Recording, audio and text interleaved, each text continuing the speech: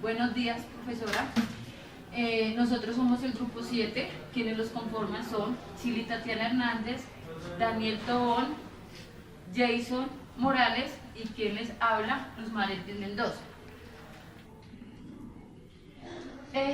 Vamos a hablar sobre la psicología, los antecedentes, los paradigmas, las escuelas y la clasificación. ¿Listo? Bueno. La psicología, ¿qué es la psicología? La psicología es la ciencia encargada de estudiar el comportamiento, los procesos mentales del ser humano, ya sea en el medio ambiente en el que se encuentra, cómo pensamos, cómo actuamos referente a las cosas, el porqué de las cosas. Listo. Los filósofos, los padres de la filosofía se remontan en el siglo XV, quienes son Aristóteles y Platón. Aristóteles y Platón, discípulo de Aristóteles. Lo que planteó Aristóteles es que el ser humano debe constar de algo, tiene que tener algo que le haga falta, tiene que tener, complementarse de algo porque no podía estar solo. Entonces, quien lo contempló fue Platón, que dijo que lo que le hacía falta ese algo al cuerpo era el alma. René Descartes, racionalismo. René Descartes decía que el alma, que para que fuera alma tenía que haber un porqué, un dónde, un cuándo. Si el ser humano pertenece a la naturaleza, el alma responde a las leyes que rigen al mismo en la naturaleza. Otros dos filósofos importantes fueron San Agustín y Santo Tomás de Aquino. Ellos propusieron el dualismo. Bueno, San Agustín. Él planteó lo importante del ser humano, el comportamiento, la experiencia, qué hace, cómo actúa, cómo razona, cómo piensa.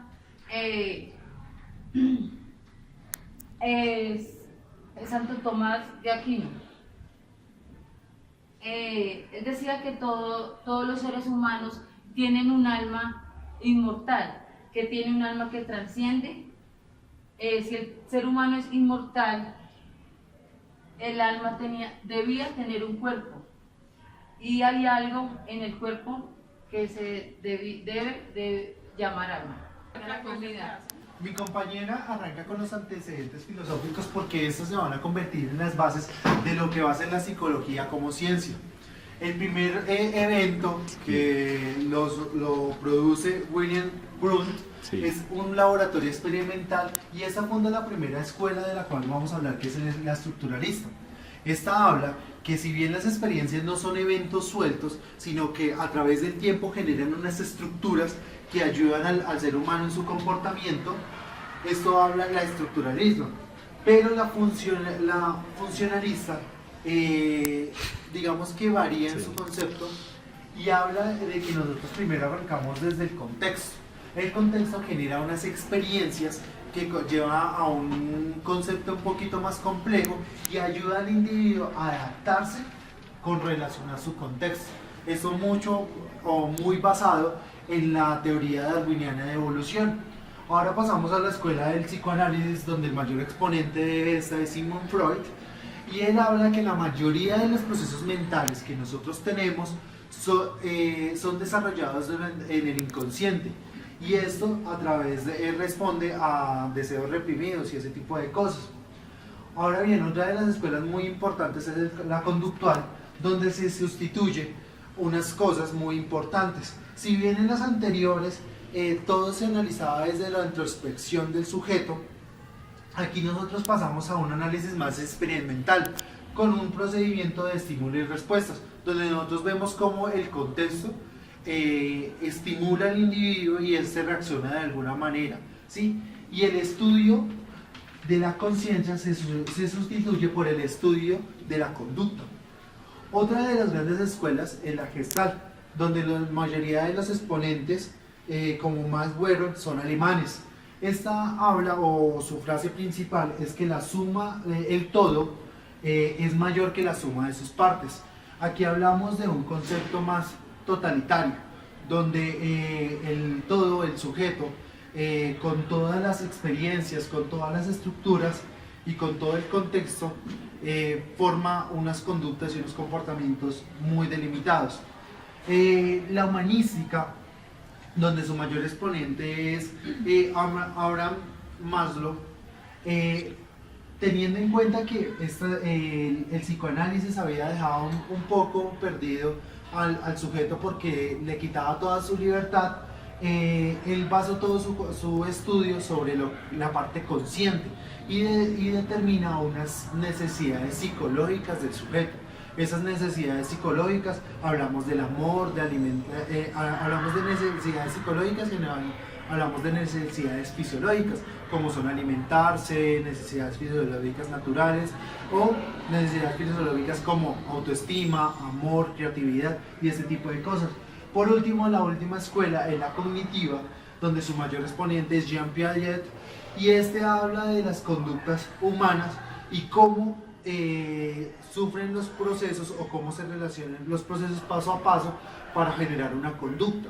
Si bien Jean Piaget vive en una época donde la informática y todo este tipo de cosas están como en su auge y están arrancando, esto le ayuda al ser humano, así como se programan las máquinas, se puede programar una persona, o así como la máquina de alguna manera piensa, así de esa manera también piensa el ser humano como un individuo. Estas son las escuelas en el orden más o menos cronológico con la que fueron naciendo. Listo, una vez terminadas las escuelas, vamos a pasar a los paradigmas o enfoques que tuvieron en su época en cada una de las escuelas. Les voy a dejar con mi compañera Tatiana para que continúen. Bueno, vamos a dar un poco de idea de qué son los paradigmas. Entonces, en este caso, se refiere a una ciencia compartida por unos científicos que lograron entender al llegar a un punto de vista para hacer la conclusión a algo indeterminado. Es decir, que no dieron totalmente una conclusión a, digamos, algún tema que comienza. En este caso, tenemos como primero el tema del psicológico, que relaciona la biología versus la conducta, que donde verificamos que la biología es la encargada de estudiar todo lo del ser humano. Y se trata también de ver cómo relacionamos la conducta con respuestas biológicas que tiene el ser humano. En lo psicoanalítico se define como orígenes de la conducta. En este caso, se refiere que las conductas es el resultado de los procesos que cada científico tiene. En este caso, tenemos que obedecen los deseos primitivos y que se valecen teniendo como deseos de fantasías y también los deseos reprimidos hacia mentes más destacadas para analizar algo. Y esto se desarrolló por Charcot y puesta en práctica por Sigmund Freud, que fueron los que más dieron idea sobre la paradigma psicoanalítico. Se enfocaron en ese tema para poder brindar esta información a través de las experiencias que incluían también la sinopsis, que también es un tema que utiliza el tema psicoanalítico. Y por último tenemos la conductual, que en este caso comportamiento del individuo, pues su texto depende de la filosofía general. En este caso es donde se ve lo especial de la fisiología también de la psicología, como ciencia del comportamiento entre el individuo y el entorno. O sea que acá lo que hace es cómo se establece y cómo se ve alrededor de la sociedad o el entorno que lo está rodeando. También y se da como de dependencia la filosofía general. Buenos días, profe. Entonces, ya terminando el tema de paradigmas explicado por mi compañera Tatiana, ahora yo, como última parte de cierre, les quiero hablar sobre la clasificación, pues que me parece un tema también súper importante. Y antes de abarcar de ahí a fondo el tema de la clasificación, me gustaría dar una retroalimentación con respecto a que la psicología enfoca prácticamente la vida mental del hombre desde sus diversos puntos de vista, ¿sí? Y que no todos los psicólogos pueden estudiar el comportamiento, ¿sí? Y asimismo, como si fuesen la medicina, como los médicos no estudian tampoco, son capaces de estudiar todas las especializaciones en el campo de la medicina, ¿sí? De allí se basan varias ramas, ¿sí? De las cuales los psicólogos hacen ciertas especializaciones, ¿sí? Para enfocarse en sí, en cada una de ellas. Entonces vamos a empezar con la clasificación como tal. Tenemos dos tipos de psicología, empírico y científico. El empírico, llamada también una psicología vulgar o ingenua, ¿sí? Que se caracteriza por ser sustentada por el pensamiento corriente o vulgar. Prácticamente esto viene a ser más como desde dentro de la persona, ¿sí? Si esto se desarrolla ya es como a medida del tiempo, es aquella psicología natural que también todos poseemos por naturaleza, ¿sí? Aparte de eso también basa de que no todos la poseemos como una defensa, ¿sí? Ya por naturaleza. Pasamos a la psicología científica, ¿sí? De esta actúa por principios técnicos, sistemáticos, ¿sí? Se caracteriza por que actúa mediante principios, métodos y técnicas, ¿sí? Sistemáticas con la finalidad de obtener resultados y objetivos. Entonces, aquí hago referencia a esto. Entonces, aquí lo que hallamos en la psicología científica es que los conocimientos psicológicos se basan en la vida diaria, ¿sí? Para solucionar los problemas, ¿sí? De ella podemos obtener diversos fundamentos y se divide en varias partes, ya sea organizacional, cuando hablamos de empresas, trabajos, compañías multinacionales, etcétera, ¿sí? Educacional, cuando hablamos del tema de colegios, universidades, ¿sí?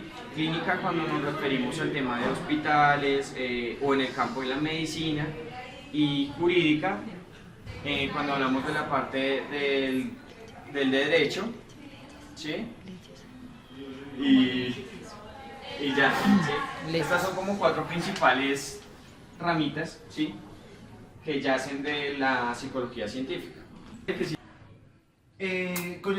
Con este cuadro queremos obtener una herramienta que nos permita visualizar lo que ha sido la evolución de la psicología a través de toda la historia. Si bien hemos arrancado con conceptos muy básicos como los de Platón, con el tema del alma, el dualismo de Santo Tomás, la mente como sustancia de Descartes, y hemos pasado a conceptos un poquito más puntuales con el tema de las escuelas y el estudio y la clasificación. Esto es una gran herramienta que hoy nos hemos forjado para desarrollar nuestra competencia a un máximo nivel. Muchísimas gracias por todo el compromiso de mis compañeros y sin más, feliz tarde.